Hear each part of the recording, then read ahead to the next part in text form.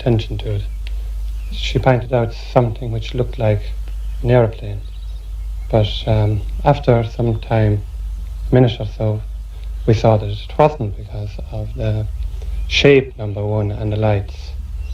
And at this stage it consisted of, to our mind, it looked like a cloud with two lights shining out of it, but they weren't flashing on and off as you would see in an aeroplane. When we had travelled about 2 miles of the road, it had dropped to a level of about 100 feet from the ground. And how far away from it were you from it at this time? It's very difficult to say, but it looked like 150 to 200 yards. It was more or less hovering at this stage. Could you see a shape at this stage? No, just a mass of light. And it was coming down from the sky? It had come down, and at this stage it was hovering. And what about colours? Was it red or white or what? It consisted of 3 colours, an orange and crimson light, which seemed to be coming more from the top of the object, the whole thing was surrounded then by a mass of bluish fog or vapour, which more or less obscured the whole object. Well, what was its shape? It was spherical, half a sphere, I suppose you could describe it. And did it actually come down and touch the ground? Well, I had been looking at it. When we got to the point where we saw it hovering, I stopped the car, switched off the lights and engine, to see if I could hear any noise. There was no noise from it.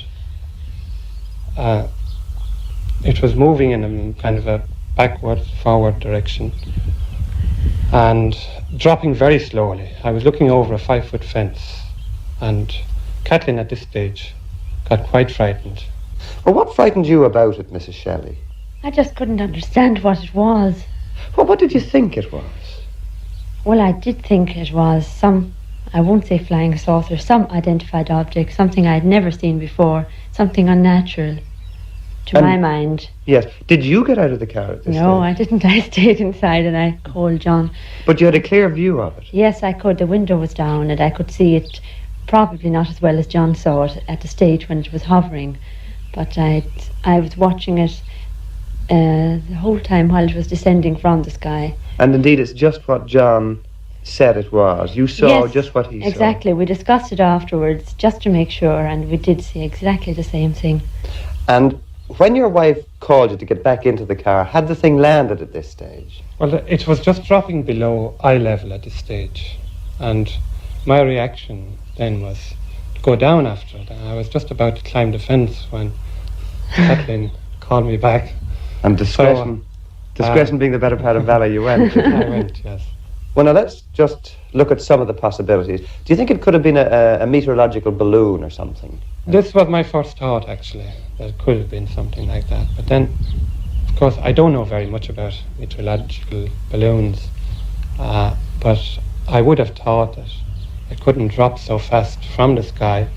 It dropped that distance in less than 3 minutes.